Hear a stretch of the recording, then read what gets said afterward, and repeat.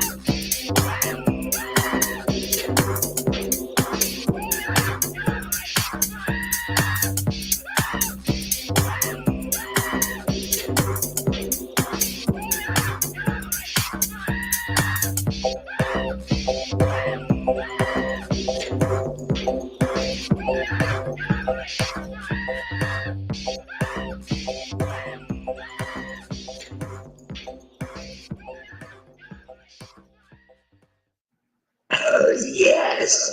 Now time for the magic words.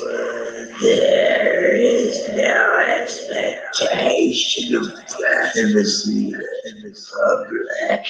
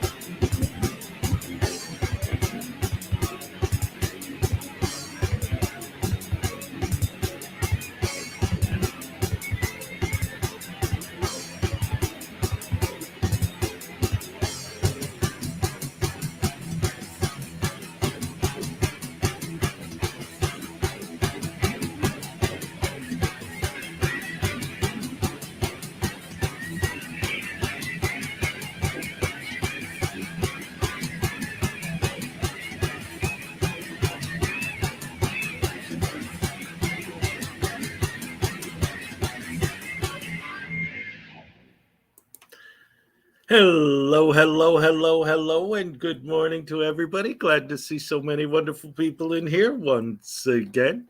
As usual, love you guys. Let's see, who do we got here? We got my mouse not cooperating. Here we go. We got Terry Barnes. Hello. I Kiss, of course. Good morning. God bless. Let's see. Terry Barnes. Control Alt Delete Laws. I think he split though, but anyway, good to have you here. Nancy Marcho. Welcome. Let's see. Looks like we had K-Fire in here for a minute. He had to go back to bed, though. That's all right. Zerzu Zyquin, of course. Always good to see you.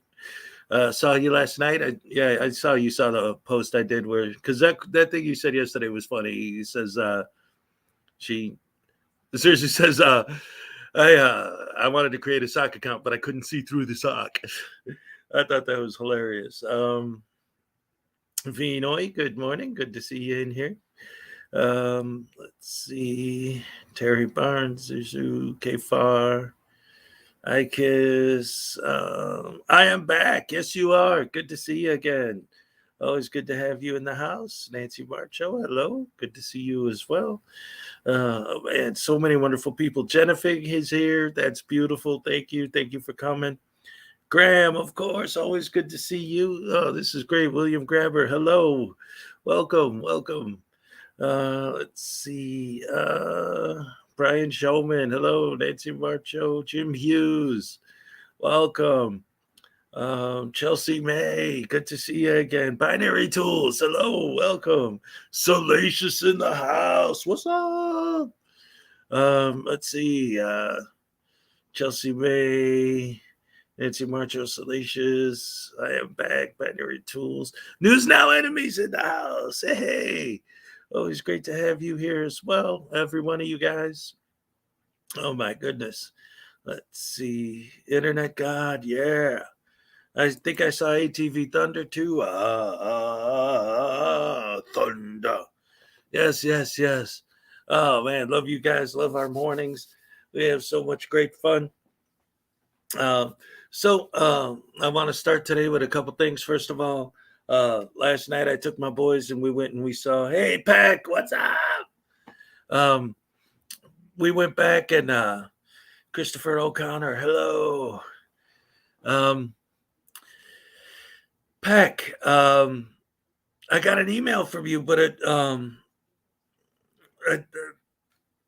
was cool and everything. But I mean, I thought we were going to talk about something else, but I don't know. I don't remember. I'd have to go back and watch the live stream where we talked last time. But anyway, I got the email, so I'm definitely gonna do something with that because that's good stuff.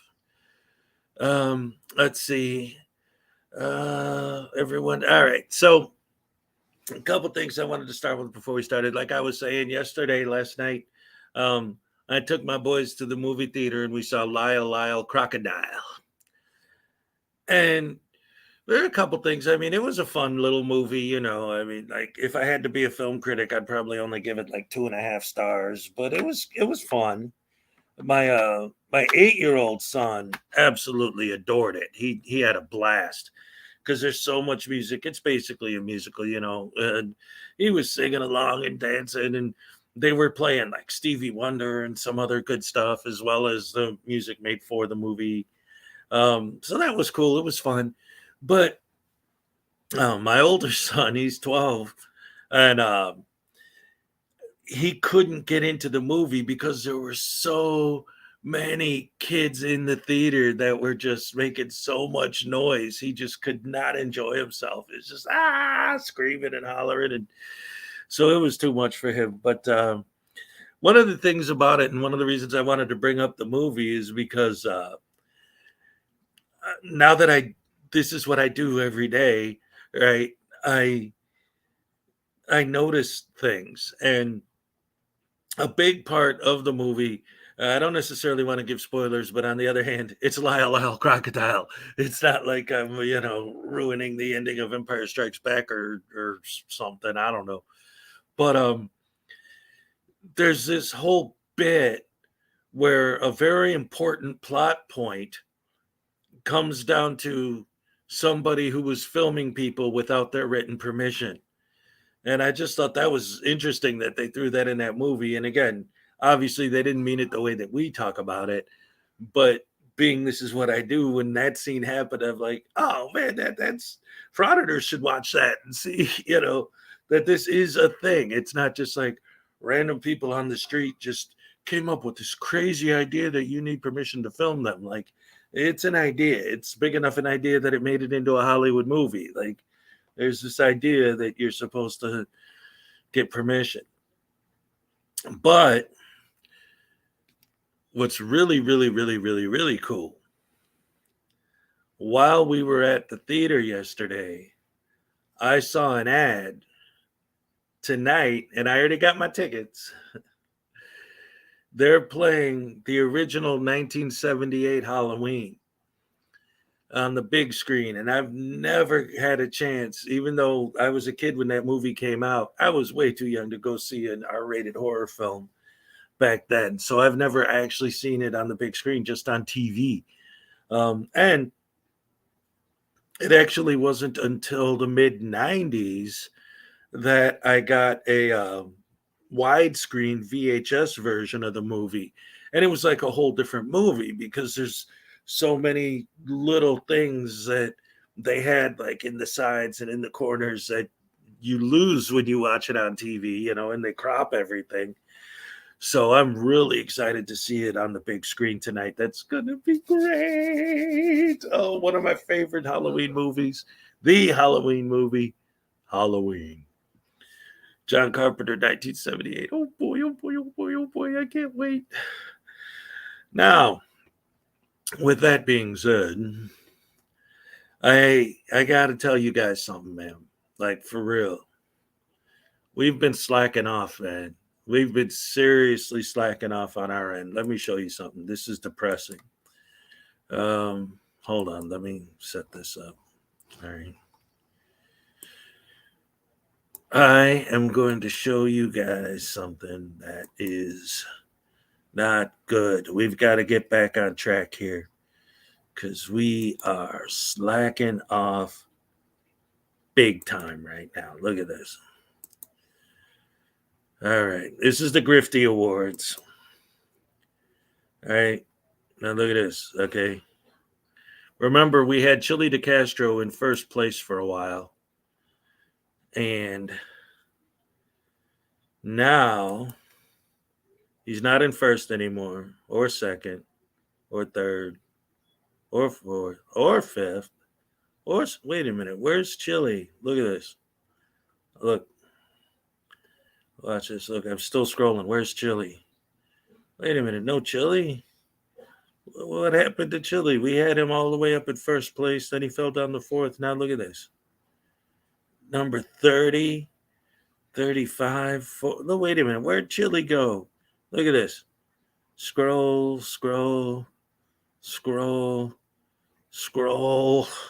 Still no Chile. What's going on? What happened to him? Where'd he go? Look at this. Kate has made it to 76. Okay. Keep going. Where's Chili? Turtle Boy, 82. Look at this. Keep going. Keep going. This is unreal. Look at this. Where's Chili? Neil Young. How did he get up there? Well, I know the story, but look at this. Look, there's still no Chili. Look. Keep going. Kate Peters is beating Chili in the Grifties. Are you serious? Look at this. I keep going. No Chili. No Chili. What's going on? Oh, there he is. All the way at the bottom. Number 140 out of 141. Dudes, we got to get to the Grifties and we got to get him back up there. He's at least got to do better than Kate. That's insane. The Grifties was hacked. Oh, man. Yeah, I wouldn't be surprised if somebody did that because that's their style, right? Oh, boy. Anyway, yeah, a lot of random people, a lot of crap, a lot of nonsense. Anyway, I just thought that was, I logged on there this morning. I'm like, where the heck is he? 140th place. What the heck happened there? Oh, boy. So that's sad. They were hacked. Yeah, I believe it. To change those many people that, oh, man. Oh, let's see. Now, I started a conversation about why is Kate even on there? Yeah, I don't know, man. In the 80s, Rocky Horror with 5 regular Friday midnight thing with my friends. That's fun. That's fun stuff. Let's see. I got people talking about horror movies now. Yeah.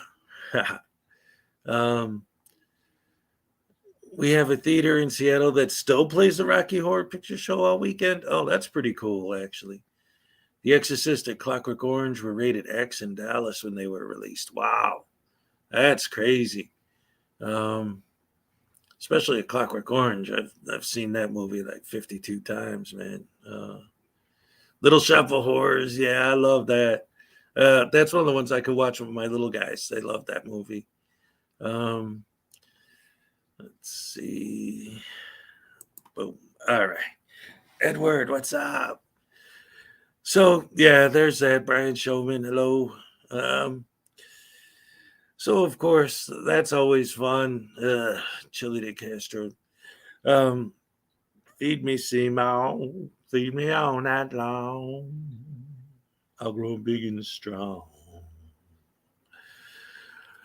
So, I have a couple of fun little things I wanted to look at real quick. First of all, since we were talking about Chili, I got a video from Merb 34th Street, and it's talking about, it's the title of the video is Chili hits the panic button about Kate's attorney. So I thought it might be fun to look at that real quick and see what Chili's freaking out about. Most new horror movies are just jump scares and, CGI monsters. It's nothing. Let's see. Here we go. Chili hits panic button over Kate's lawyer from Merb 34th Street. Check it out. Happy Tuesday. We got another banger here from Chili Small D DeCastro. He has a couple screenshots from Benjamin J. Wish, who is now representing Kate, I believe. He says, "This guy is Benjamin Wish. It's a matter, excuse me. This guy is Benjamin Wish. It's a matter of public record that he's representing people I'm suing. His pronouns are he, him, his. Please find out every detail about his professional life, where he went to school, what he studied the most, how he did in school, how long has he been an attorney, what is his rate, how much do they charge. Maybe I should call there as a potential client and see what they charge. We know the person who I'm suing is a POS, a total POS. Let's find out everything about this guy." Anyway, because Chili's so freaking incompetent, Benjamin J. Wish is an active attorney in the Massachusetts State Bar. He has malpractice insurance. His location is in Boston, and he's never been disciplined, at least not publicly. He went to school at Boston College School of Law, where he got a JD cum laude, and he got a Bachelor of Arts from Bates College, again, cum laude. And Chili, that doesn't mean what you think it means. Just because you got paid to come loudly doesn't mean that that's what he's been doing. Benjamin J. Wish is a partner at Todd & Weld LLP, where it concentrates on complex commercial litigation, shareholder and real estate disputes, and white-collar criminal defense, handling a wide range of matters in state and federal trial and appellate courts. Mr. Wish also represents clients on a pro bono basis in defense of their First Amendment rights. He was chosen a 2021 Lawyer of the Year by Massachusetts Lawyers Weekly for his work in securing a $30 million settlement on behalf of a Massachusetts-based auto executive, resolving a lawsuit against various defendants for breach of contract and other claims.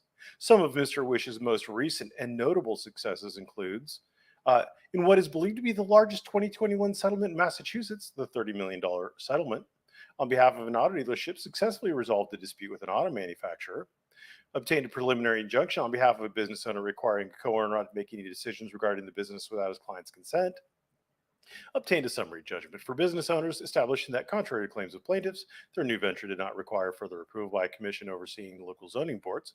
Following a 4-day bench trial, obtained a judgment requiring the sale of a Dunkin' Donuts franchise location to his clients. Won a jury trial in Massachusetts Superior Court on behalf of a real estate development company defending against a former employee's claim for millions of dollars of company profits. In appellate practice, he obtained a ruling from the First Circuit Court of Appeals reversing an order finding the guarantor on a commercial real estate loan liable under an indemnity agreement. He also secured affirmation by the Massachusetts Appeals Court of a trial court's ruling ordering the sale of a business. In criminal defense, he successfully defended a pain medicine physician at a trial in federal court against criminal charges that he violated federal drug distribution laws, resulting in the jury acquitting the physician on all charges. He resolved charges against physician accused of criminal drug distribution for the prescription of opioids to chronic pain patients without any prison sentence.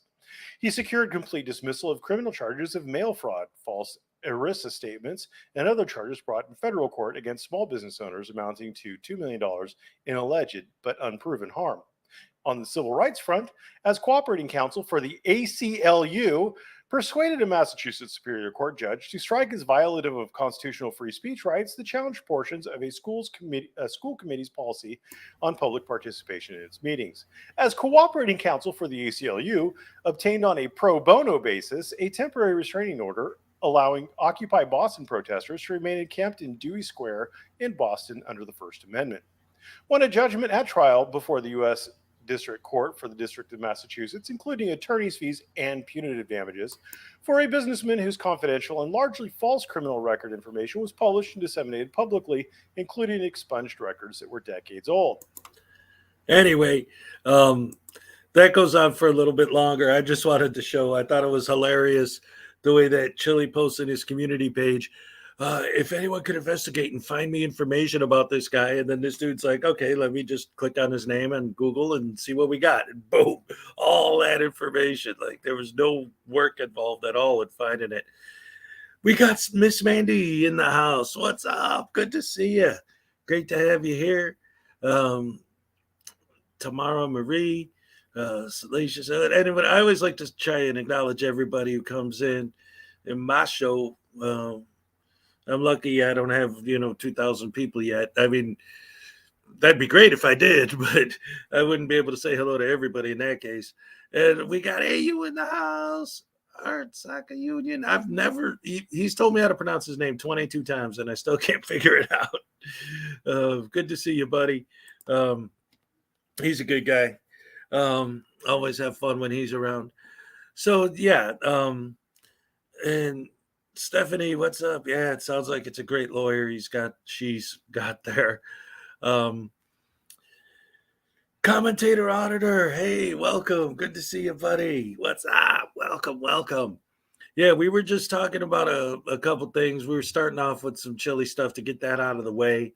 Talking about how he's well, first of all, he's down to 140th place in the Grifties, but Kate's up to like 87th. So we've been slacking. Somebody told me that their website was hacked and they changed all the results. So that's believable. Dropping from 4th place to 140th place overnight and then Kate going way up is insane.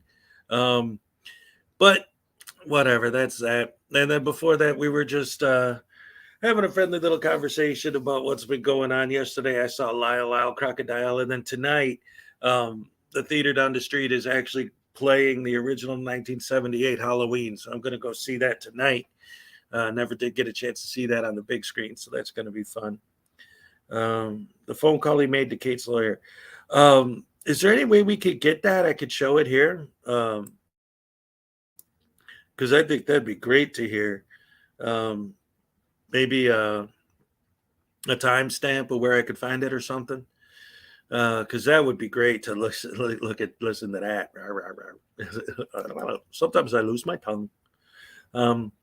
So real quick before we move on, I got this video from Blackheart Night that he put out yesterday. It's really short, but I think it's a great example of how I wish more cops would handle these frauditors. It's like, well, you'll see. This is nice, quick, easy, and I really enjoyed it. Unclean Hands in the house. What's up, buddy? Good to see you. So let's check this out real quick. Again, this is from Blackheart Night, and he posted this yesterday, and I wanted to show this because I love the way the cop handles this guy. This is beautiful.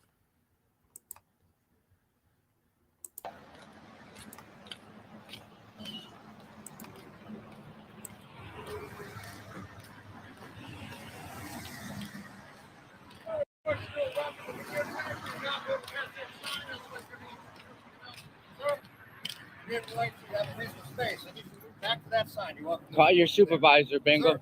Call your supervisor. This is the second time. There's no law that says that. Back there, it's reasonable space. No, is no such thing as a reasonable Do space. not move beyond Put up this. crime scene tape then. No, I don't have to. Dude, if you had any common sense whatsoever, you would stop, go back, or cross the street to get around the crime scene. But seeing as how, from what I've heard of you, you've gotten arrested numerous times, I don't think you have any common sense whatsoever. So, carry on. I can walk down the fucking sidewalk, dude. It's not illegal to walk down the You can walk down sidewalk. the sidewalk, but you are not allowed to interfere. I am walking down the sidewalk. You can stay right here if you want. I'm walking that way to the fucking store. The fuck are you talking about? Sir, you cannot move past. I can walk down the fucking sidewalk. Is it true or not? You cannot. Is it true or not? Can I walk down the public sidewalk? You've been Yes or warned no? multiple times. It's your choice. Can I walk down? So you're making me stand right here. Yes, for the investigation. Fuck your investigation. How about that? Nasty attitude, low intelligence, no common sense enough to walk around the crime scene, in other words. Did somebody drop you on your head when you were a baby? So you're telling me I can't walk down that way? Yeah. Okay. Can I or not? No, that's not how this works, man. Call your supervisor. Call your supervisor. Turn around, put your hands You behind your cannot. back. Sir, do not resist me.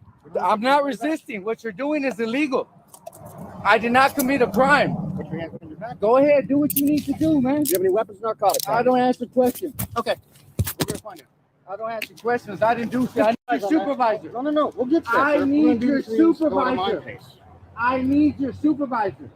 Sure. Because what Right? I don't consent to illegal searches and seizures. That's okay. It's a search incident to arrest. I don't. You do not have authority to arrest me. I did not commit a crime, dumbass. Oh, But officer, I didn't do anything wrong besides trying to impede your investigation and the performance of your duties while at this crime scene.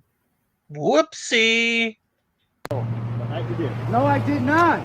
That you did. You cannot stop someone from walking on the sidewalk, dumbass. Oh, I concur, but there are other factors at play. I'm walking down the street. Just because I'm filming you doesn't mean shit, loser. Is this pepper spray? Yeah, it's on my Okay. body. It's on my If person. you have, sir, No, you I don't don't have a license to answer carry questions. that? Okay, that would be a lot better. No, it is not. You can carry weapons. It is not illegal to have, dude. They sell it on the fucking stores. Anyway, that's pretty much that. I just thought that was great the way that cop just didn't put up with any nonsense. That one of the things that drives me so crazy with situations like that specifically is because they have no idea what the investigation is of. It could be an active shooter situation. It could be anything. It could be a domestic, maybe mental health crisis, anything, like stuff that they don't need random people walking up there, right? So if the cop asks you not to go there, it's not because he's just trying to force you to bow down to his authority. It's because you don't need to be over there and you don't know why, and it might actually be for a good reason. But of course, they don't think that. They just assume that the cop's just trying to throw his weight around and bark orders because that's what they do. Ugh. There's never a reason. There's never a reason why anybody reacts the way they do to these people, right? It's always just trying to be, a hardcore tyrant or some crap. It's nonsense.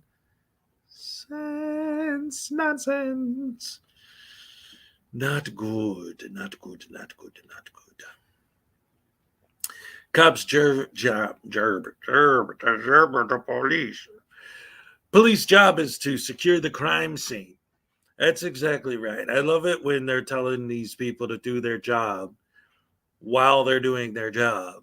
But them doing their job is tyranny, right? So it's like, you told me go do my job, but then I'm doing it and I need all your names and badge numbers. That's right. And then I've seen a couple times, I got a couple requests for this one. I got on deck from Big Wes, his new audit of a car accident. And all right, I'll check it out while I'm playing this commentator. All right, so here we got Big Wes audit at a car accident. And once again, another one of my big pet peeves is auditing random people on the street.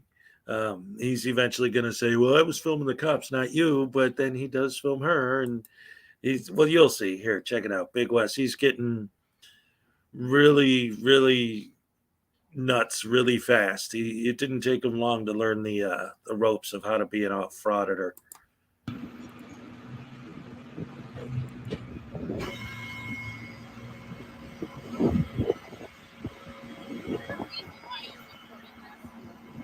What's that?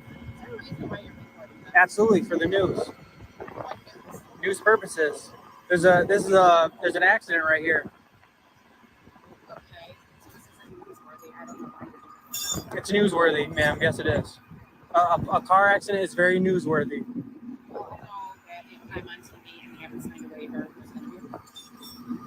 How? This is public, ma'am. If she doesn't sign a waiver, there's going to be a problem, guys.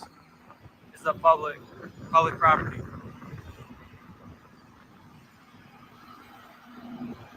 And lady, Karen, I wasn't even putting you on camera. I was recording the cops, idiot.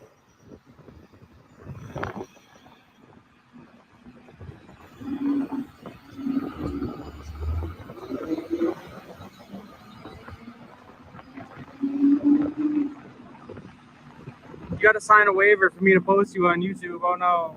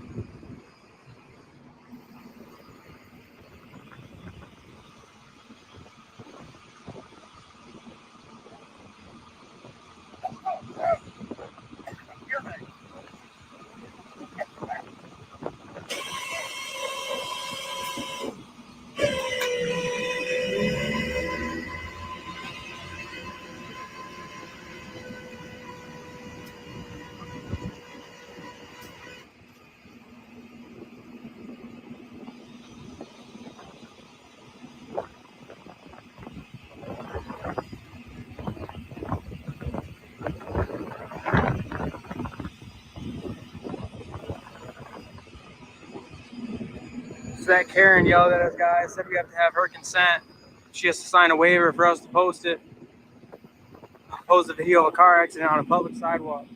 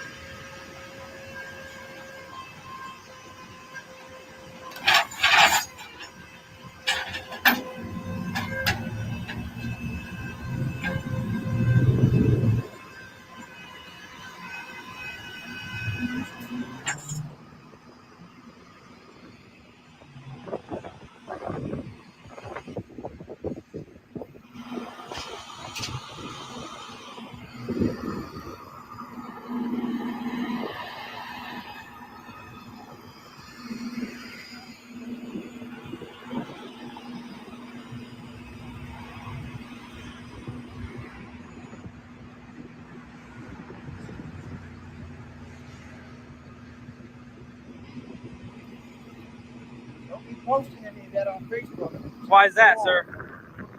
No, it's not.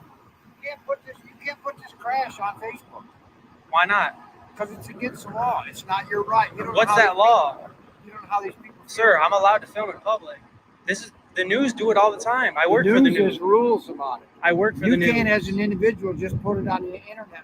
Those people are being. You want to ask that police officer? Because I think I Go can. ask that lady if you can put it on Facebook. I don't have to have her permission.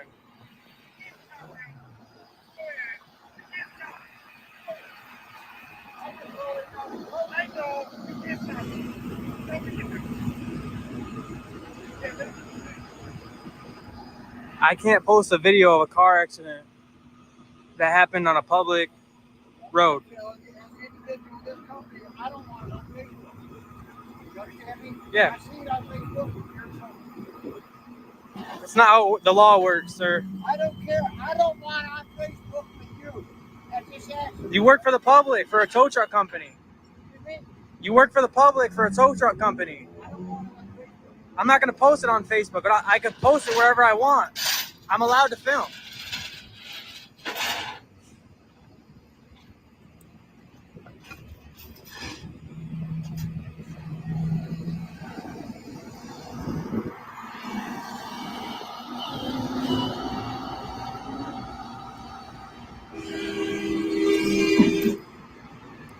Anyway, that's Big West being a big idiot.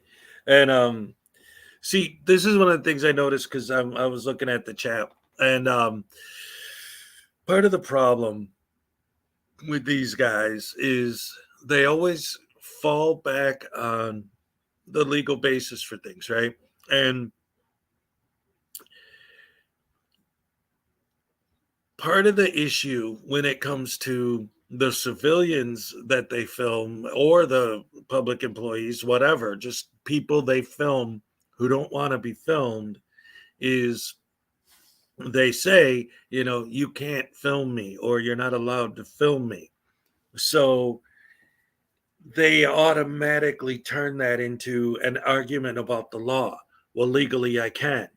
And it's like, okay, I get the argument. I understand what you're trying to say. But when someone tells you that you can't film, what they're saying is they don't want to be filmed. But you cannot respect that. When you're a frauditor, you cannot respect that. And their stated goal makes no sense with their actions at all. They're trying to educate the public about public photography. Well, all you're doing, the only thing people are learning when you film them is that they don't like you. Like, all they learn is that you're an asshole. That's the only lesson anyone's learning, is that these guys are jerks. So how does that help anybody? And yeah, I honestly believe that that's one of the reasons why they always refuse to identify themselves or answer any questions, because they don't want the people they're filming to find their videos on YouTube and put strikes on them for using their image without permission. because I have seen situations where people did find YouTube videos that used their image without permission, reported it, and got the video either taken down or changed, their face blurred out, whatever. So yeah, now that he's 21, go to the bar, film there, and see what happens. I want to see one of these guys try to audit a biker bar, see how far that goes. Yeah. So a couple things, commentator, auditor. I didn't get an email from you. I just checked. Let me check again, see maybe if it just hadn't gone through yet. Boom, nope. I don't know what to tell you, man. Let's see. Yeah, I don't know. And then somebody said Dummy Kruger has it, but I'm looking at his channel and I see some chilly stuff, but I don't know which one is the one where he's got the phone call. I don't know. Anyway, that's enough that nonsense for now. So the real meat and potatoes of what I want to discuss today, though, comes back to the Darrell Brooks trial. Oh man, this guy is a real piece of work, I'll tell you, man. I'll tell you what. It's amazing the way that he keeps falling back on this whole sovereign citizen garbage. And whenever he gets called on it, oh, I object, blah, blah, blah, a bunch of nonsense. So first of all, I want to start with the way he gave his appearance yesterday morning when the trial first started. I'm just going to play the beginning part so you guys could hear. For anyone who doesn't know, grounds. What are you, grinding coffee? Shut up with your grounds. He objects and asks for grounds for being overruled. While they're explaining, he'll interrupt them to say grounds. Like, I don't even think he understands why he's supposed to say that. I think someone just told him, "Oh, just say grounds, man." Oh man. Oh. Non-disclosure agreement. That's right. Let's see. Okay, so again, if you don't know, the court proceedings and normal standard processes, at the very beginning, the judge will say appearances, please, and all the officials, like the lawyers and stuff, will state their name and who they are, blah blah blah, just for the record. And listen to how he did his appearance yesterday. This was such absolute sovereign citizen nonsense. It's insane that this guy believes that this is going to work in a murder trial. Such an idiot. Hearing for the state of Wisconsin. Good morning, sir. Please state your name for the record. I'm here as a third-party intervener in that matter, appearing as authorized representative for my client. I accept for value and return for value all of the charging instruments in this matter and make my exemption available for discharge of all obligations and charges connected with this case. I do not dispute any of the facts in these charging instruments, and I do not consent to or agree to being called that name. All right, the record should reflect that the individual known to this court as Darrell Brooks Is an idiot. Is appearing in person in custody. He is also in civilian or street clothing, in a suit and tie, also wearing a mask. Mr. Brooks, I know today you're also not wearing headsets. I just want to make a record. Yesterday, they were offered to you, even charged. The different charging unit was provided. I did not see you wearing the headset at any point in time. And from my perspective, given your either legal arguments made, comments to the court, or questioning of witnesses that you were able to hear. But I just feel it important, given that you raised that issue, to put that on the record. So that's how he introduced himself. Standard stupidity. Oh boy, this guy is too much. But it looks like commentator reset his email. And also, speaking of emails, Billy Yank, I got your email yesterday. or was it the day before, talking about David. He's not in here right now. I don't know. I don't know. I I trust my moderators to make a judgment call, but on the other hand, don't I don't know what was going on in the guy's head. I think like I almost hate to stick up for him because he sticks up for them, but I don't think he was comparing male truck workers to Daryl Brooks.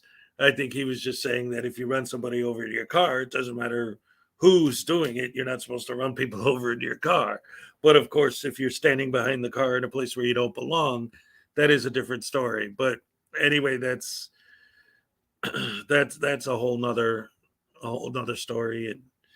And is this maritime law?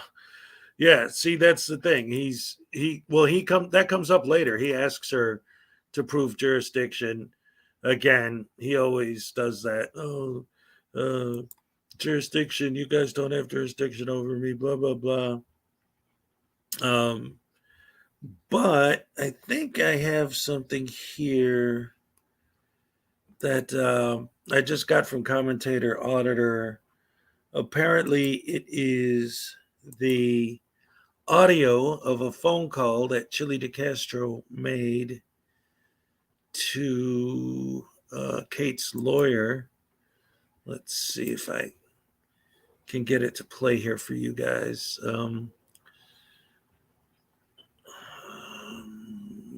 don't know. My computer's not cooperating at the moment, of course. Why would it, right? Just because I need it to. Oh, wait. Here, I got something. Let's see. Oh, my whole screen just went blank. Nice. Oh, okay. So that doesn't work. Let's try something else here. Sorry, technical issues here. This is now I'm just watching the spinning circles. So how's everybody doing today? Glad to see y'all this morning. Glad to have you here for the show. We're having a good time this morning, just waiting for my computer to cooperate with me, which it currently is not. So I'll give you guys a little bit of infotainment. My Rubik's Cube has some sticker missing. Look, it's just black in the corner. There you go. Good stuff. Here, I'll do this because it's goofy and I can't think of anything else. So there, now I'm ready to rock and roll. I got my double entendres on. Whoa, that was fascinating. All right, so while my computer is trying to catch up with me, yay, I got it. Oof, that took forever. Oh my goodness. Good. Chili's narcissism, I absolutely believe that. Let's see, what is the audio format on this thing anyway? MKV. All right. So let's see. Will it play here?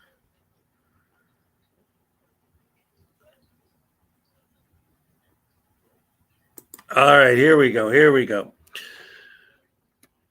Let's minimize that. No, come on. Here we go. All right.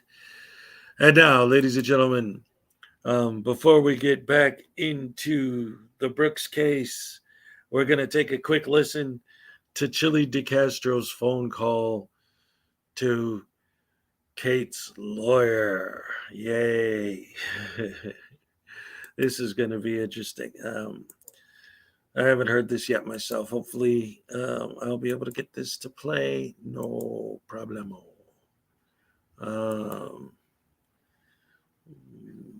Mucho problemo. It's not working. Come on. Window. Play. Tell me, can you guys hear this?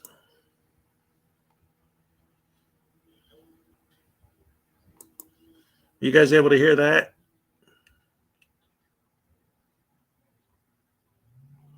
I'll go back and play it again. Let me know if you hear anything.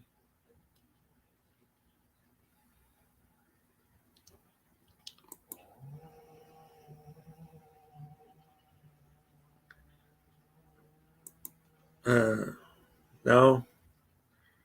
I'm not getting any response. Are you guys hearing that or no?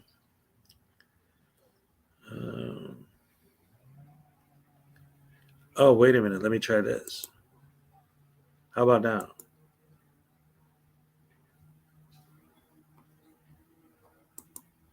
Did you guys hear that? Anyone? No. Nope. No sound. How about now?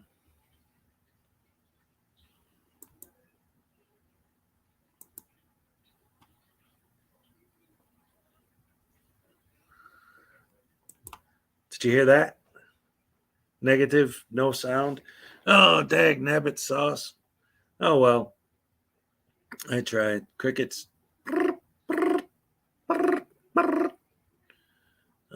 You only hear me. Oh, well. At least I tried. I tried to do something. Oh, well. Boo. All right. Well, let's see. So that didn't work. Okay. Let's try something else. And if not, then I guess we'll just move on. But you know what? I know there's a way I could do it, but that'll take some time for me to set up. So what I'm going to do is I'm going to just YouTube and StreamYard only play MP4. Okay. That makes sense. Merb has it. Let's see. I was just on his channel too, playing some stuff from him for you guys. So let's see. Because I'm really curious to hear this myself now. Let's see.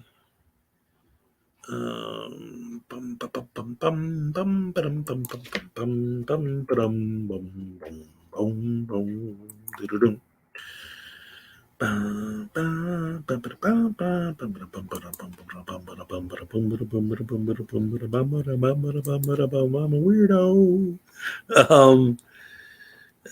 Let's see. Unintentional comedy from Chile. Is that the one? Let's see.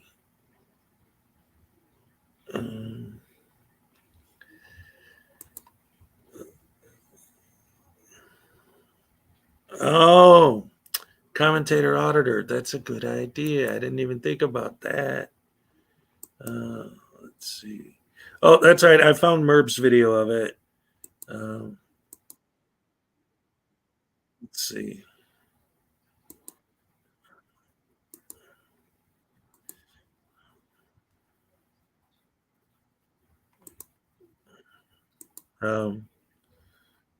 Well, wait a minute.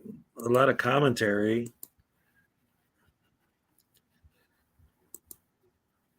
Yeah, that isn't just the audio clip.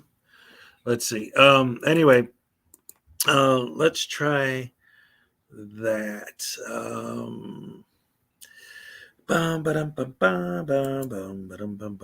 It's always kind of fun to have these live. This is live TV, ladies and gentlemen. This is what happens sometimes when you're doing things on the fly. Let's see. Audio. Default, download.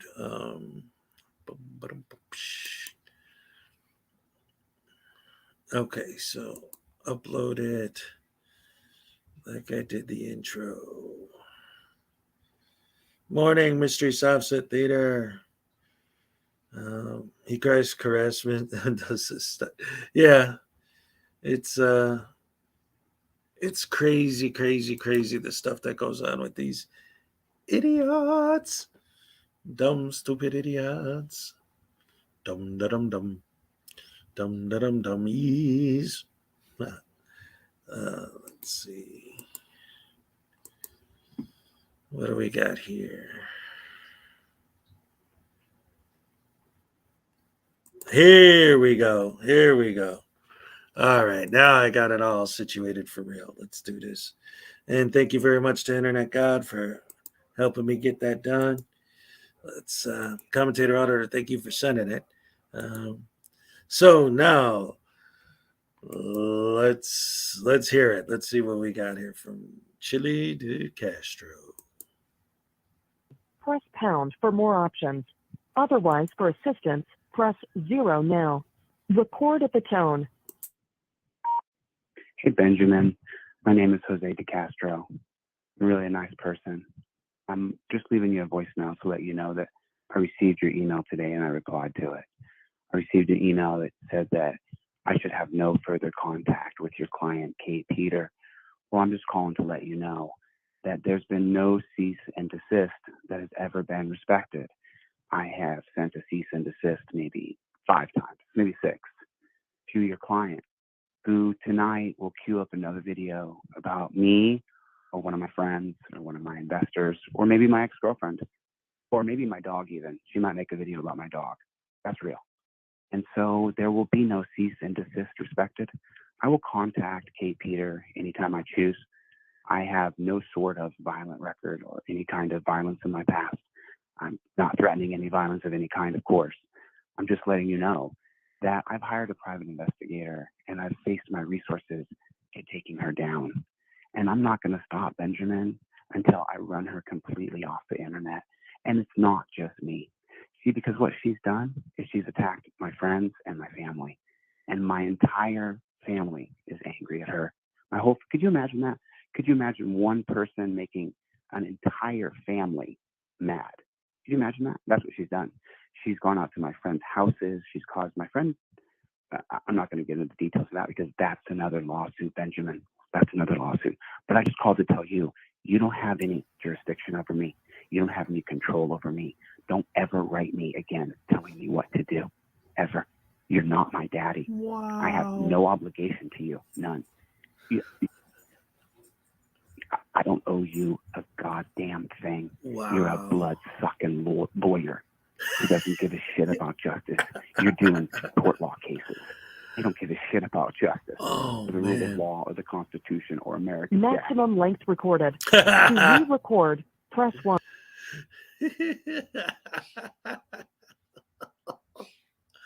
Oh no. Oh. Oh no. Oh. Oh man. Wow. Whew. I'm sorry, guys. That really cracked me up. That was great. Yeah, seriously. Like, who starts a conversation with, "Hi, I'm Jose de Castro, and I'm a nice person, but I'm a piece of crap." Holy cow. That was brilliant. Thank you guys for recommending that because oh my goodness gracious me. Man, that was gold. Chili's comedy gold. I understand a lot of people are getting sick and tired of all of us going after him all the time and hearing about him, but the jokes write themselves, man. The guy it's crazy. The things he says and does every day, there's something new with this idiot. Nobody's promoting Chili Mysteries Offset. I was going to go back to the Daryl Brooks trial. It's just somebody was telling me about this phone call and I hadn't heard it, so I had to check it out. I had to. But like to leave a voicemail on the lawyer's voicemail is kind of like, begging for problems. Oh my goodness. Wow. So anyway, getting back to the whole Daryl Brooks trial. So there were a lot of things I wanted to talk about with what happened yesterday. It's, oh man, this guy and his sovereign citizen. My headphones are beacons for drones. Yeah. Um, so that's a classic. In fact, I even did. See, now that you mentioned that, that reminded me of something. Where is it? Because I did a video about that a while ago. Let's see. Where's that on here? I know I got it because I made it. It's my video. Um, that's the Memorial Day thing. Let's see.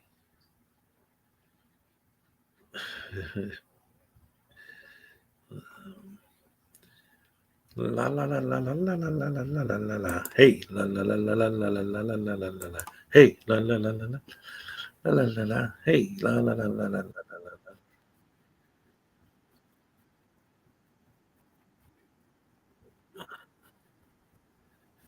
Yeah, I made this a while ago. Um, this is, oh, wait a minute. What is this? I got Debo's Nation with the super chat. Thank you very, very much. I appreciate it. How's this guy not behind not? How the hell is this guy not behind bars? He leaves so much in print and on messages. There's so much info. It's like he doesn't care. That's exactly right. The dude is just a nut. And the things he says and does, like I said, it's bad enough making a phone call and saying this stuff, but saying it to a lawyer, oh my goodness. It's just looking for trouble. Hey, Kim Crawford, welcome. Good to see you. So anyway, we were just making fun of Chili, and then it reminded me of an old video I made making fun of him. It's really short, but I'm just gonna play it for fun because it's fun.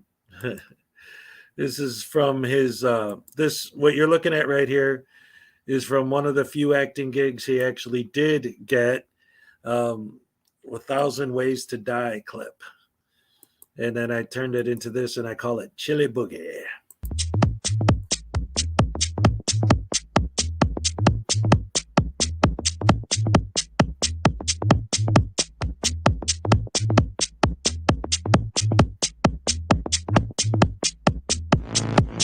My headphones are a beacon for drones.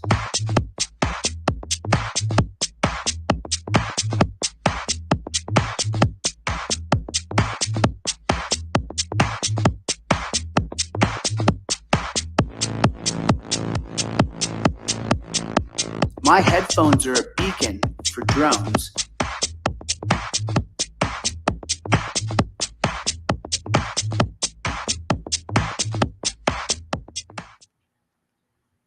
Anyway, yeah, that was just a quick little thing. Now, Mystery Subset Theater is a good friend of the channel here. He's a big supporter, so we don't want to get off. I understand. We've had this discussion before. He's tired of the whole Chili thing, and I get it. So let's not turn it into an argument. Just some people don't, are sick and hearing about him all the time. No, come on, guys. Let's not argue. We're all friends here. Come on, just having fun, making fun of people, especially idiots. Speaking of idiots, let's get back to something we could all agree on. Daryl Brooks is a scumbag. So let's talk about him for a minute. So, guys, come on now, man. We're family here. Let's go. Let's be nice. Mystery Softset's a good guy, man. How are people brave who cover nobodies? Oh, come on. See, yeah, Chili's funny. He likes to laugh. Yeah, seriously, you two. That's oh man. Come on. Hey, if we're family, sometimes brothers and sisters get into arguments, families argue, sometimes it happens. That's good. But that's, get over a fight over Chili, of all people. He's not worth fighting over. He's worth laughing at, and that's it. Oh boy, oh boy. So you kids behave yourselves. Don't make me come back there. Oh my goodness. The Daryl Brooks trial. So what happened yesterday with the testimony and the cross and all of his stupid arguments that he makes and nonsense? Well, he's been kind of actually putting together Violet Winks, good to see you. Julie Weaver, hello. Hello, baby.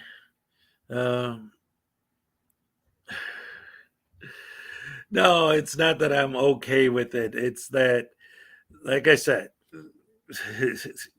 behave, kids. Come on now. That's not, go suck off. Yeah, that is pretty bad. Oh boy, oh boy, oh boy. Let's not go there. Let me get back to Billy. I'm sorry, I'm looking at the chat. I see something for Billy A. Yeah, right. Brooks trial. Yeah. Let's get back to that. Something important, dang nabbit. Don't make me sit between you guys. Yeah, one on each side. Stop it. Come on, cut it out. But he keeps touching me. Will you stop touching me? So anyway, what Daryl Brooks was doing yesterday was he was actually beginning to try and mount some kind of actual defense, right? Like he's still throwing in his, grounds, and objecting to literally everything anyone says. But after listening to his testimony and the way he was questioning the witnesses, it became obvious that there are certain things he is trying to do, although not successfully because he's a sovereign citizen idiot. First of all, he seems to be trying to, these are the points that I find that he's trying to get to. One is he's trying to paint the witnesses as being greedy because Wisconsin has a thing called the Victim Assistance Program, and it's there to help them with their medical bills if they're, involved in something like this. And he was asking people that were in the crowd that were either hit by the car and survived or their family was hit or whatever it is. And he was asking them, well, did you apply for the assistance program from the city to help pay your medical bills? And, well, yeah, of course, we all did.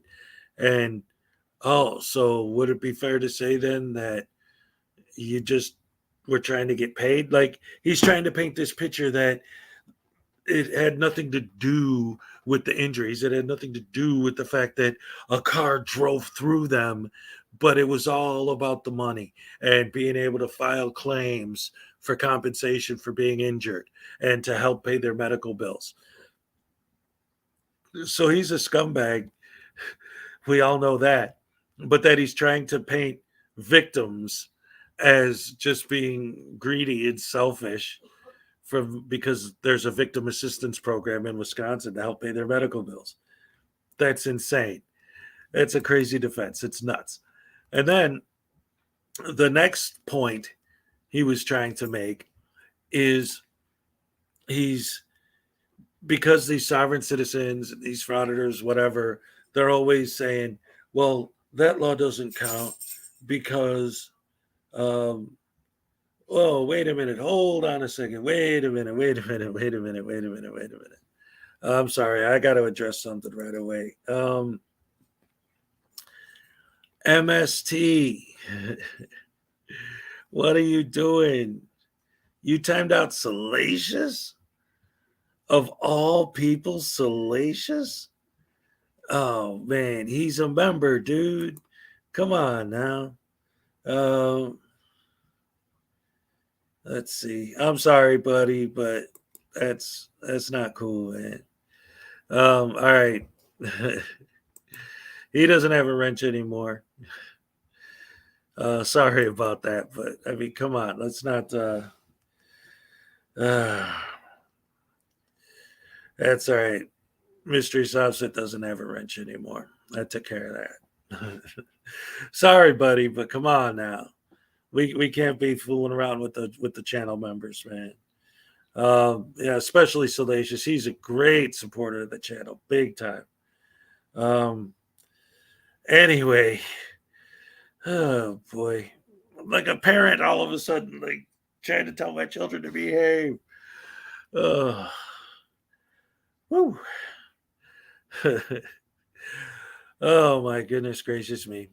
I'm not trying to start a war, man. I'm just making fun of idiots. Anyway, so the other point that Daryl Brooks has been trying to make with his MST got up on the wrong side of the bed this morning.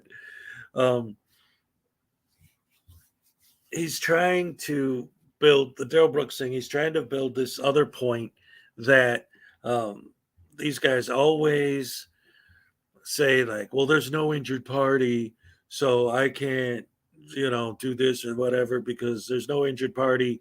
So the excuse, right? You can't arrest me or put me in jail for a crime if there's no injured party. Well, now that Daryl Brooks is cross-examining injured parties, right? Like they legitimately are the injured parties. Now he's trying to twist it and say, but what's up, P. Barnes the second? He's trying to twist it into like, well, you're not the plaintiff. If you're the injured party, then you should be the plaintiff. You're not. The state is, so it doesn't count. Case needs to be dismissed, which is another ridiculously insane argument that this guy's making. But that's another point that he's trying to build now. Thanks. What? Oh, Diver Dan Navy vet. He's trying to work around the who's the injured party and who is the plaintiff. Just offset nonsense. Yeah, exactly. He's trying to build that narrative at the same time, and so on one hand, he's trying to paint all the witnesses and victims as just being greedy and selfish because they applied for the Wisconsin Victim Assistance Program to help pay their medical bills, which is ridiculous. Then he's trying to say that the witnesses are the injured party, but they're not the plaintiff, and they should be if they're the injured party. And he's also trying to, and this is one of the things that was really driving me nuts on his cross-examinations yesterday, is he's trying to question the credibility of the witnesses by attempting to paint them as, well, why didn't you take down the license plate number? You're saying you got hit by a truck, but how do you know it was my truck? Because you didn't write down the license plate number. Hey, we got Kiss a Cat in the house, Violet Wings, Binary Tools. I got a dog barking in the background. Diver Dan Navy vet. Hey, I always try to say hello to everybody. Wharf Bear. Hey, what's up? And of course, our good old friend, David A. Perillo Jr. Oh boy, oh boy, oh boy. Who left the door open? The judge is being very thorough. Yeah, I think she's doing a great job. But anyway, logically, intellectually, common sense wise, you're marching in a parade, la da da, having fun, everything's great, it's Christmas time, and then bam, you're hit by a car. You're thrown 3 feet in the air, you're on the ground, your kids were with you, and now you're laying on the ground, you're all dizzy and messed up because you just got ran over by a freaking SUV. Your kids, you don't know where they are, you're trying to find them. Wait a minute. Everybody stop. Relax. Get a piece of paper out of your pocket. Get a pen. take a look at the SUV's plate number and write it down real quick, make and model. Maybe pull out your phone and take a picture of the drive. Really? He's trying to call into question their credibility based on the fact that in the midst of being run over by a frickin' SUV, they didn't take the time to stop and write down all the information. Are you serious? Like, I get the idea of what he's going for, right? Because the ultimate defense is I wasn't the guy driving the car. But what did he say just a minute ago when I played the very beginning of the trial? He said, I don't identify as David or Daryl Brooks, right? I'm a third party representative for him for that name, right? He wouldn't say him, he'd say that name, that corporate fiction. But then he's trying to also, he said, I don't dispute any of the charges. I'm saying that you guys don't have jurisdiction to try me in the first place. Oh my goodness. So there's that. And that's another thing. I mean, seriously, I cannot even begin to imagine how you cannot understand why, in the midst of that much chaos, that much craziness going on, that there wouldn't be some understanding of the idea that people are concerned about their health, their welfare, their family's health, their family's welfare. There were so many children there, so many senior citizens. By the way, in case you didn't know, he ran over like the crowd in general, but there were 3 specific groups that he plowed through, specifically the Dancing Grannies, a high school marching band, and a Catholic organization that was, whatever, different ages of people. But he's running over children and old ladies and, religious organizations. Like Sam I Am says, the judge letting him go on and on and on is basically giving him the rope to hang himself with. I think the judge is doing a great job. And the fact that all of his arguments are so lame. Oh my goodness. And now another piece of the defense that he's trying to lay the groundwork for. And when you put these things together, which in a court case you will, and the jury will, hopefully, it all falls apart. He didn't say in front of the jury that he doesn't dispute the facts of the case. He said it just to the judge when the jury wasn't in the room. So maybe, but on one hand saying like, well, these witnesses are unreliable because they didn't write down the plate number, this or that. They cannot prove that it was my SUV that hit them. Now, he keeps missing, like, I don't want to like take his side at all, but just thinking if he actually had a real attorney, there are so many points that he could be going after, that he could be getting into, but he's not. He's missing the mark on all of them. And he's getting into the next argument is there was so much noise. Do you think you would have been able to hear the horn honking? So, whoa, wait a minute. You have to put it together, right? He's saying his big main defense is I wasn't the one driving that car.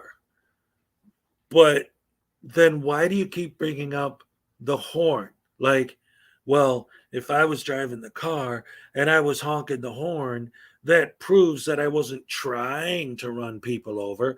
I was honking the horn to tell them to get out of the way. One, everyone testified that they didn't hear a horn, and his argument was, well, there was too much noise. But if you're not the guy driving the car, then how would you know that the guy driving the car was honking the horn? He's not putting this together in his own head, and it's his argument. Oh man. Ugh, Starbucks, baby. So that falls apart instantly as soon as he starts getting into it. Then another thing that he's trying to do, all these different points he's trying to put together to build his defense, right? Is he's trying to make it sound like they are testifying to him and his identity based on the news coverage that they saw, right? Like he's also trying to lay the groundwork that they didn't see him, they saw his picture on the news, and that's why they think that that's the guy. Again, if he had a real lawyer, he might actually be able to do something with that argument. But the way he's questioning these witnesses and just like throwing stuff at the wall to see if anything sticks. Did you hear the horn honk? No. Did you see the driver? No. Did you get the plate number? Whatever it is, right? It just all these different arguments that when you put them all together, they don't work. But he's trying. He's trying. Somebody somewhere told him something. I don't know if he just saw the sovereign citizen videos on the internet like we do, or if he's got somebody in jail that's coaching him. I don't know. But I mean, when you're that dumb. So, in the beginning of it, they also said that the judge told him that she was tired of him trying to pull all this sovereign stuff. And he was like, well, what do you mean? I don't know what you're talking about. There's no way I could possibly know what you're going to object to before you object to it. I'm not trying to read the future. And it's like, she already ordered for you to stop asking anyone any questions about the plaintiff. Obviously, the plaintiff is the state. Obviously, the people that you killed can't come and testify against you because they're dead. Duh. So she said no more objections based on that. And his argument is, well, how am I supposed to know what you're going to object to before I say it? That's the court order. That's what the judge said, is that she doesn't want you to talk about that subject at all. So you know they're going to object to any questions regarding that because they told you. You don't have to be a mind reader to know what you've been told.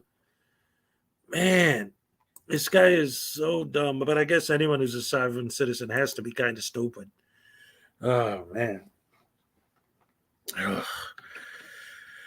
So one of the things that also came up during the testimony yesterday that, like, oh man, this really got to me. Like I pictured it in my mind, and it was a bad picture. I didn't like it at all. But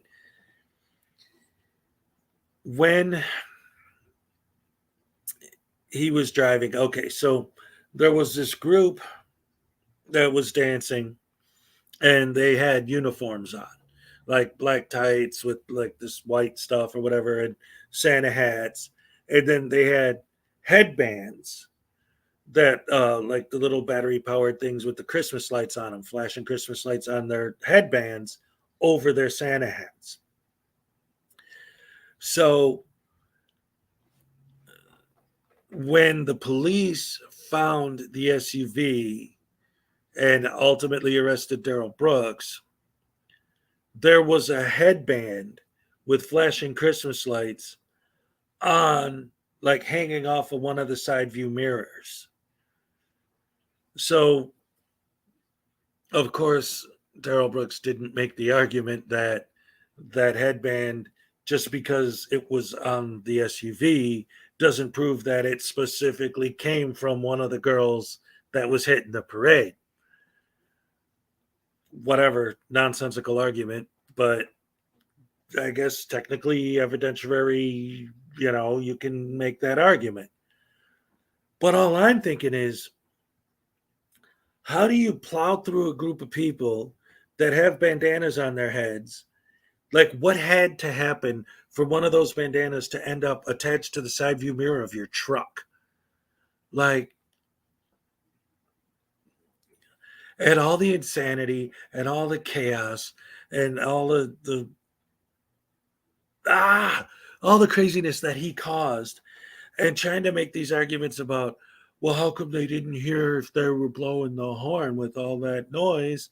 Like, how can they testify on anything with all that chaos? It's like they're testifying to the fact that they were hit by the red SUV. And again, all these different arguments he's trying to build always end up falling back on him trying to get the case dismissed during lack of subject matter jurisdiction, and it never works. It doesn't work. Oh my goodness gracious me. Blood is sticky. Unclean. I dealt with that a little bit. What happened was way back in the old days, Mystery Soft Sit Theater was one of the first people on my channel that followed me, and I always got along with them. I never had any problem with them, and so I gave him a wrench, and then today he timed out Salacious, so I immediately removed his wrench because that's not cool, man. Especially, a member of the channel. Come on now. That's no.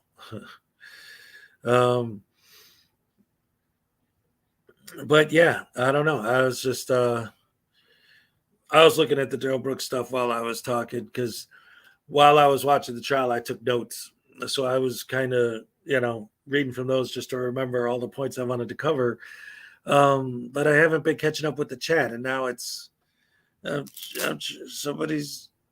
I don't know what's going on. All of a sudden, people are talking about gay jokes or something. Like, what, did I miss something important, or is it just people being silly?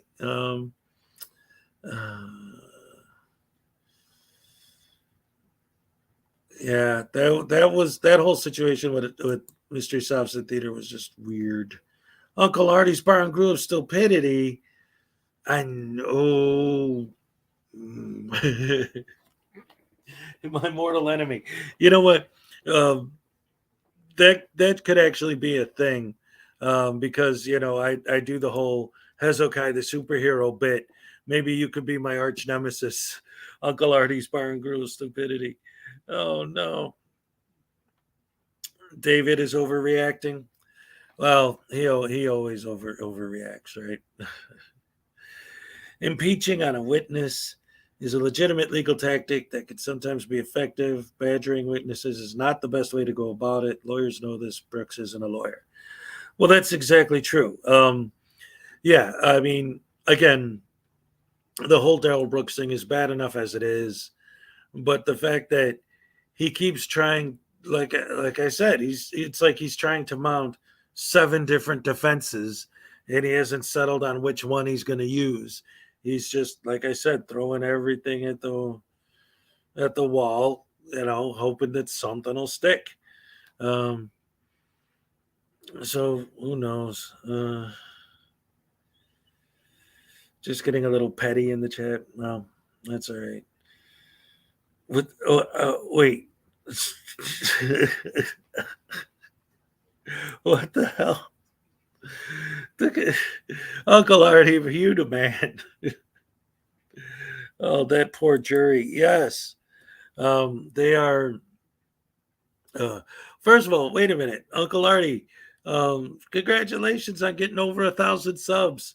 I love it. The more you tell people to leave, the more they come. It's like a punk rock band. Flipping the fans off and giving them the finger, and sold more tickets next week. But yeah, the jury in that Daryl Brooks trial having to listen to this nonsense. And That's one of the things that I keep going back to with this whole thing too, is objecting to every question, no matter what it is. Yeah, he always objects to everything, and then immediately asks for the reason why it's sustained. Even when they're trying to explain the reason, he's like grounds. Um, yeah, the victims, the pain of the survivors, all that. He doesn't care about any of that. And again, he just keeps going back to the sovereign citizen nonsense. And it's just so frustrating to watch this. And my point is, like, people like us who follow the whole sovereign citizen narrative and know what they're doing and what they're trying to do, their arguments, right? We hear that stuff and it's like, oh, okay, he's just reciting the script, right? But the average person has no idea what this is all about. Most of the people on the jury probably have no idea what a sovereign citizen is and never even heard of it until they got to this trial. And they have no idea what this idiot's talking about. I object to this, I object to that. What are you saying? And he keeps saying, like, because the judge, every time he starts talking about the plaintiff, the judge will be like, listen, we could discuss that further when the jury is not in the room. And he's like, no, the jury deserves to know who the plaintiff is. They know who it is. It's the state of Wisconsin. Duh. Oh, boy.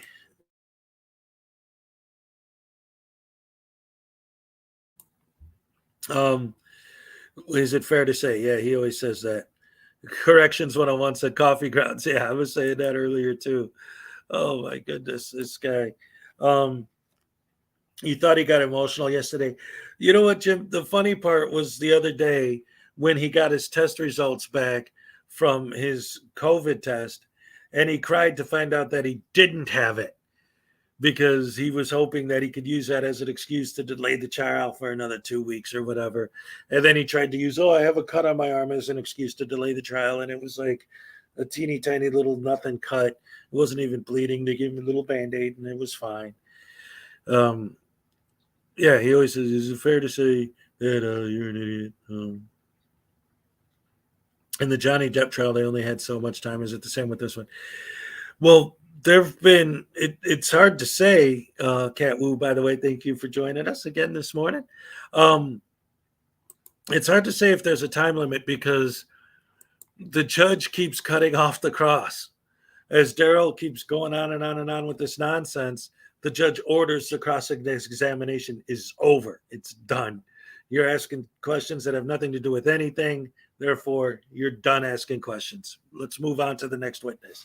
So the judge is doing a great job of trying to maintain control with the Sav idiot, doing this whole song and dance about jurisdiction and there's no plaintiff in the case and the state can't be a plaintiff and I don't answer to that name and blah blah blah blah blah blah blah.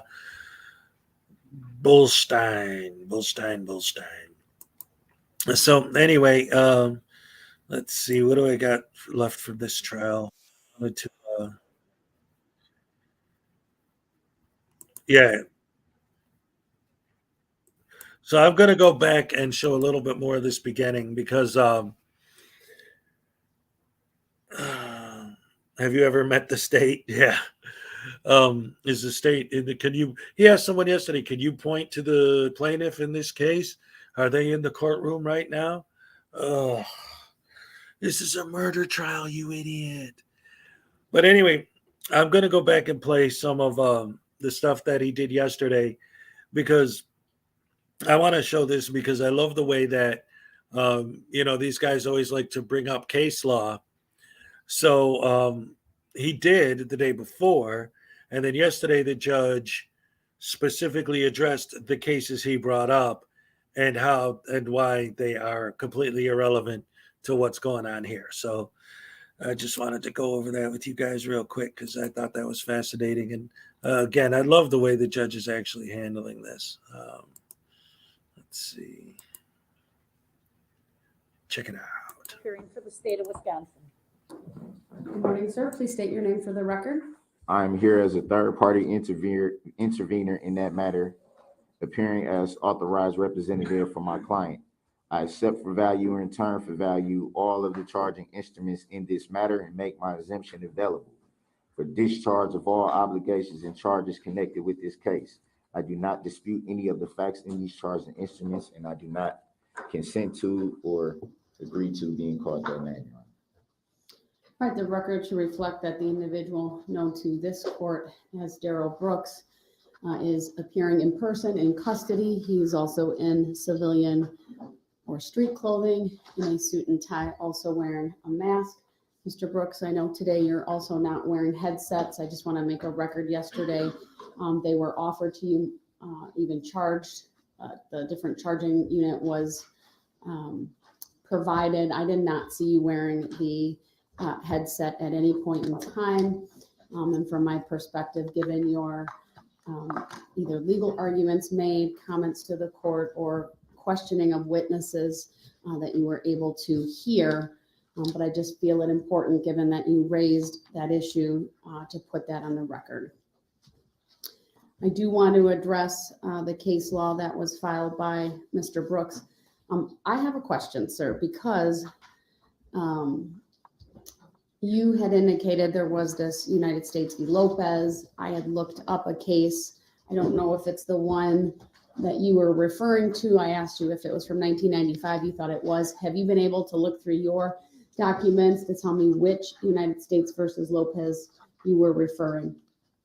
I have not, but I also cited Hagens versus Levine as well, 415 US 533, or I think you may have corrected I was able that. to find Hagens versus Levine and Malo versus United States. I also found a case that is captioned United States versus Lopez at 514 US 549. That's a case from, it was decided in 1995. It had to do with in part, with the jurisdiction. No, it had to do with a provision in the federal statutes regarding the gun safe free zone and whether that was constitutional or not. It was a criminal case, but nonetheless, that was one of the major issues in that case. So I don't know if that's the case you were referring or not. And without a citation, it's hard for me to know. So that's why I'm asking you if you have any other information about that case. I can possibly look on a break, but my understanding of that. Real quick, I just want to say that the case that she's referring to right now that he brought up, the prosecution actually read the whole thing, and they bring up that the question of jurisdiction did come up during the case. The judge is talking about what the case was about, but the prosecution knows what he was referring to when it comes to jurisdiction, and they're going to bring that up in a minute. So just an FYI, that's coming. Particular case was dealing with the specifics of subject matter and personal jurisdiction, which is why it was brought up for the record, which is something that I have been doing adamantly, is asking for the court to provide verified proof of jurisdiction, which I have not been provided with as of yet. Court's not required to do that, sir. I understand what your objection is. It's been noted for the record multiple times. And the previous rulings of the court stand. I see no reason to revisit those issues, or what we call legally a motion for reconsideration, even if I were to take your reference to these cases as a request to reconsider based on a new legal argument. The cases that I reviewed don't support that. I do want to give the state an opportunity to at least make a record as to their position, and then I'll give you the last word if you want to make a legal argument to the contrary. I do. All right, so go ahead. I believe Attorney Basie, you were going to do that. I was. Your Honor, I did review the U.S. versus Lopez, the Lopez case that you said at 514 U.S. 549. As the court already indicated, it deals with the Gun-Free School Zone Act, which is a federal offense.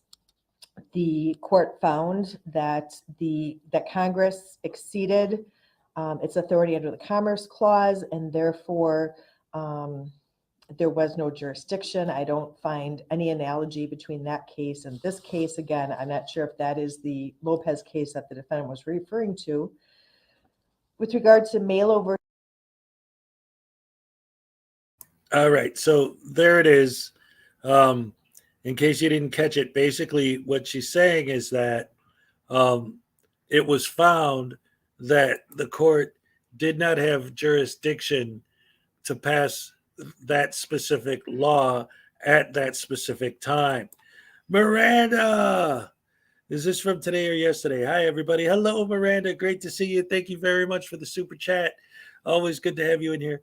Yeah, today's starts at 9:30. So today's hasn't started yet. So we're going over what happened yesterday. He was just challenging jurisdiction, and he provided some court cases to prove his point that they have no jurisdiction. And they're going over the first one just now, where it turns out that there was an ordinance that was like an anti-gun thing, and the court found that they didn't have jurisdiction in that specific case to make that determination that there couldn't be guns. It had absolutely nothing to do with anything having to do with a criminal case for a murder trial and the jurisdiction of this specific court at this specific time. Just sovereign citizen idiots bringing up nonsense that have nothing to do with what they're talking about. And so they're going over the other cases he brought up right now. So that's where we're at as far as the Darrell Brooks trial goes. Versus United States. This was a case involving an accident that the plaintiff had with an employee of the U.S. Postal Service who was driving a U.S. postal truck. And the issue became whether or not there was a valid claim against the U.S. Postal Service as a result of a claim filed against the employee. And the court held that there was not, and therefore jurisdiction was not conferred to the United States. Again, not a case that is on point with any issue that's been raised in this case. And finally, Hagens versus Levine at 415 U.S. 533. Again, this is one in which the district court was found to have had jurisdiction to hear the plaintiff's claim. It was a case in which a New York, state of New York regulation addressed New York's ability to recoup some payments from AFDC, I believe. And there was a claim that violated the Equal Protection Clause of the 14th Amendment. The court did find that the district court did have jurisdiction to hear the plaintiff's claim. Again, I did not find any verbiage from any of these three cases that would raise any type of argument in this case that this court does not have jurisdiction to hear this case. Thank you, Mr. Brooks. Your response. Yeah, I respectfully object to that. It's clear in both of those cases that ultimately those cases were called correct by the Supreme Court, in that both cases ended up being voided because there was no jurisdiction. Same thing in this case. How it applies is this court has yet to prove that it has jurisdiction. It has not been proven. There's been no certified document paperwork. There's been no proof. There's been no response to the demand for the statement of particulars. There's been no response to we haven't even established that the plaintiff is a living human being and not an entity. There's so many things that have yet to even be proven. And again, if both cases that were just cited were voided by the Supreme Court for lack of jurisdiction. How is this case any different? Thank you for your argument, sir. First of all, the Hagens and the Melo decisions, or Melo, these were civil lawsuits. They weren't criminal cases at all. They dealt with the issue of a federal question or federal claims and jurisdiction in the district court for those particular cases. There's nothing that's applicable to a criminal case in state court for this court to even find they're relevant. They may be case law, maybe law as it relates to that, but they're not relevant to the proceedings in this case. In the Melo decision, for example, that had to do with a lack of jurisdiction because the plaintiff had failed to exhaust administrative remedies. That's not something that's applicable here. And so in that case, the court did not have jurisdiction. In the Hagens case, again, it had to do with a federal claim and jurisdiction related to that, and not criminal charges brought by a state against a individual. The Lopez decision, while a criminal case, dealt with a federal law and whether the district court had jurisdiction. In Lopez, the U.S. Supreme Court struck down a federal statute that had made an offense criminal, and because of that, there was no jurisdiction. There have been no similar arguments made in this case at all. The arguments that you raise related to the Bill of Particulars, related to those types of issues have all been debunked throughout the ages in the courts of the United States of America, both in state court and in federal court. And I direct your attention once again to United States versus Beneby, 654 F 3rd 753. It's a 2011 decision from the Seventh Circuit that is very on point as to the arguments that you are raising. So there's no requirement for this court to do what you are asking or demanding it to do. And for all of those reasons, this court will deny your request to dismiss, deny your request for the demand for particulars, even going back to one of the filings from the 3rd, dealing with your demand for a verified statement, your notice of special appearance. I mean, all of those things have been noted on the record, but to the extent that the court needs to respond to any of those, once again, your demands and requests and objections are either overruled or denied, as the case may be. Your Honor, may I respectfully request a legal reconsideration for your ruling? No, I just went through my reasoning, sir. So without you meeting the standard under a motion for reconsideration under section 806.07, that request is summarily denied without any further argument. All right, with that. For the record, may I request a legal or factual basis?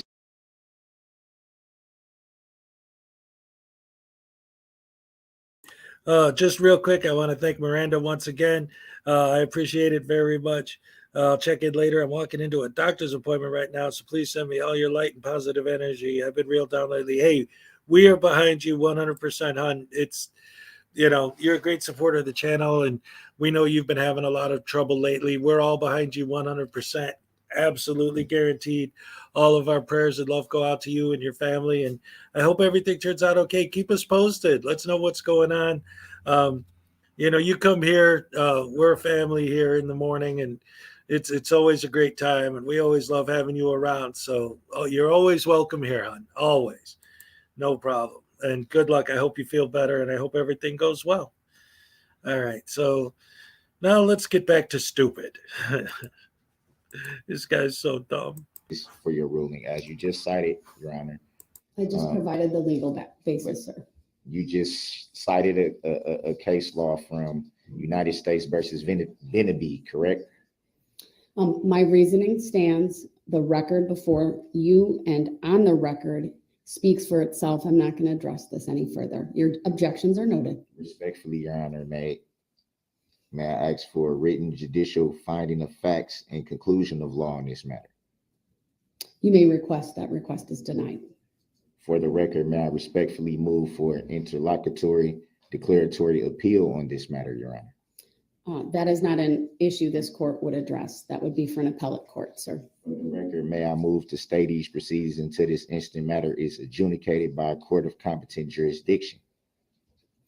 That request is denied. This is a court of competent jurisdiction. Based and we on will what? proceed. Based on what law or fact, Your Honor? All right, Mr. Brooks, your objections are noted. She I just want to keep moving explained all forward that. today. May I respectfully object to that, Your Honor, based on the fact that you cited something that was a federal law. And then the cases that you went over in the challenge of jurisdiction were all dealing with federal guidelines. This court's not going to explain the law to you, sir. I've cited the law, but I just direct you to those decisions. I believe they speak for themselves, and your request for any further articulation by this court as to the basis for the court's decision is denied. May I respectfully object, Your Honor, and still ask for verified proof of. You can Mr. ask all Brooks, you I've already want. addressed that. The request is denied.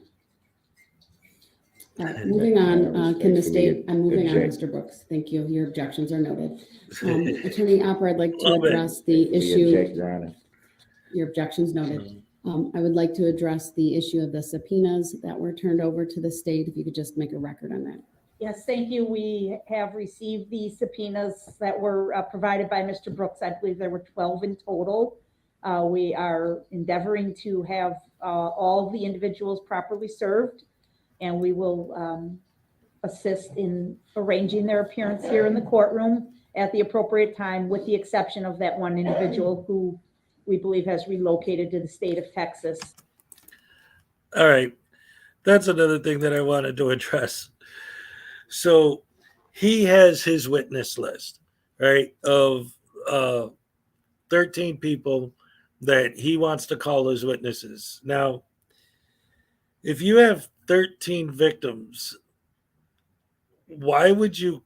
I have no idea what his thinking is behind that. I guess we'll see when those people show up and he asks them their questions. But why would you call a witness to you driving into a crowd of people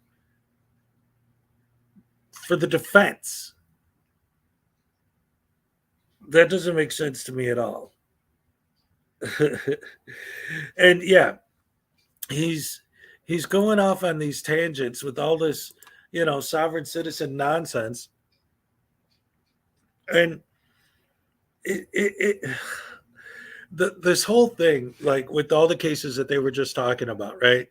This always becomes an issue with all of these guys, not just him. But again, the fact that he's using these same excuses, the same narrative that these idiots use over a traffic ticket in a murder trial is ridiculous. And trying to cite case law from, first of all, 2 of them were civil cases, so they have nothing to do with criminal cases, but trying to build this narrative that the court has to provide me proof of jurisdiction and this and that and the other thing.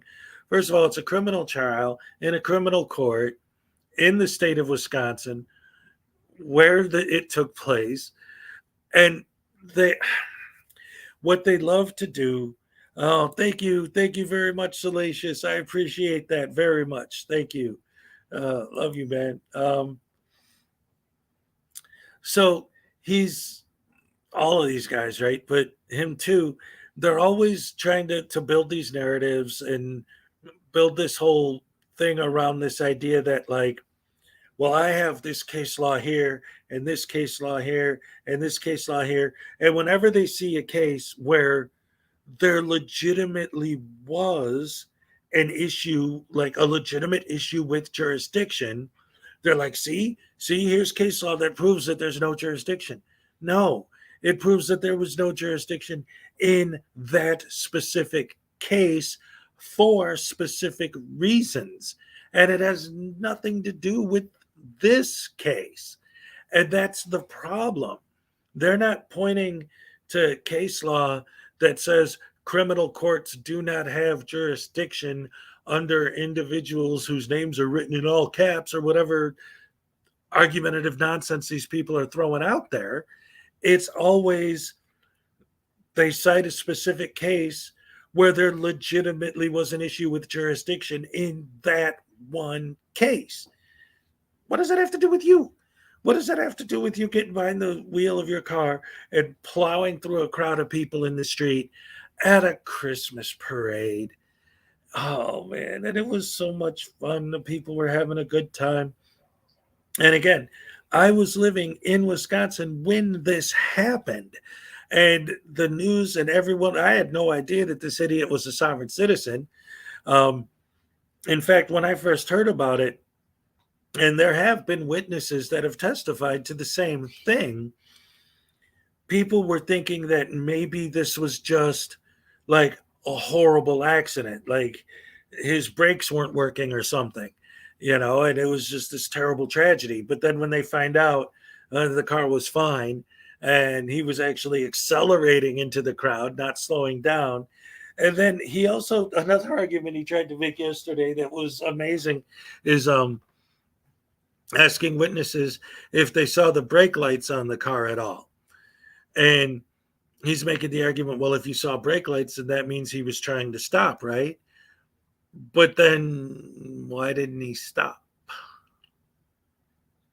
Like, maybe he tapped the brake lights so that, because it was a parade, there's trucks, there's floats, there's things other than people that he could run into that would actually do damage to his car, right? So maybe he was slowing down so that he wouldn't hit something, but he wasn't slowing down when it came to hitting the people. And I'm not going to do it. I'm not going to do it. But they were showing footage. They've been showing footage from the thing, and I don't want to sit here and have to make you guys sit through watching people get run over. But it's so obvious that there was absolutely no attempt on his part not to hit people. Like, maybe you could legitimately make the argument that he specifically wasn't aiming for those people. But when you have an entire freaking parade in front of you with thousands of spectators and all this stuff, and you're just plowing through the crowd, you might not have aimed at a specific person in the crowd, but the fact that you did it at all is absolutely unacceptable. Oh, God bless Icus. Take care. I hope everything gets better for you and you get good. Oh my goodness. All of our love and prayers with you. His motives are to get a free education in prison, get a law degree, be popular in prison, being a lawyer. Yeah, that's not going to work because he's an idiot.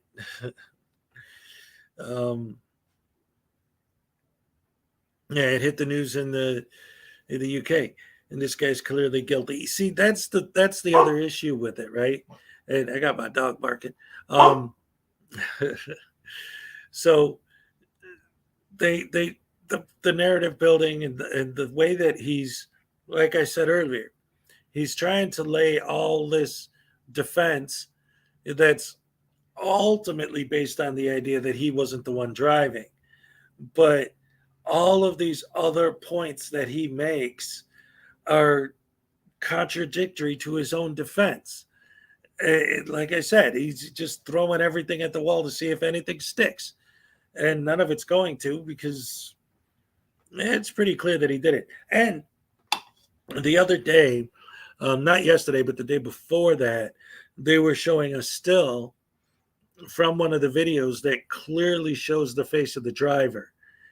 And at first, I could see why, like, he could object to it, or some people could. But I think, especially if the jury gets that during their deliberations, because I really looked at it and realized that part of the issue with that was that he had his hoodie on and he had his hood up.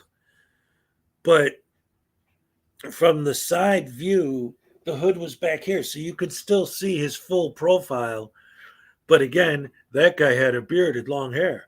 I'm bald with no beard. Oh, you shaved? What about the tattoo that you got right here? Can you hide that? Oh man, it is so bad. Anyway, I got a long day ahead of me. I got a lot of stuff, so I think I'm pretty much gonna wrap it up there. Again, we're at the 2 hour mark. Got the dog barking, got stuff going on. Got to start getting the kids ready for the day.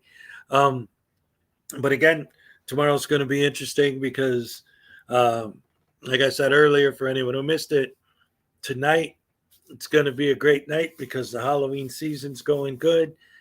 And I couldn't believe it, but I found a movie theater in the area that is actually playing the original 1978 Halloween tonight. I got my tickets. I'm going to be there. I never got a chance to see it on the big screen, so I'm really excited for that because that's one of my favorite movies. So that's going to be great fun. Good way to kick off. Well, not kick off because I've already been doing it, but to do something different for the holiday season. For the Halloween season. So thank you guys all once again for joining me. Love you all. Yeah, even you, David, Dagnabbit. Tomorrow night is the big Bears game. Yes, I'm looking forward to that. That's going to be amazing. So thank you guys again for joining me. Love you guys. Love our mornings together. Always start me off in a good mood. And I don't know how this became a thing, but it is. Here's my Elvis gnome. And he's going to say, oh, yeah, I'm all shook up.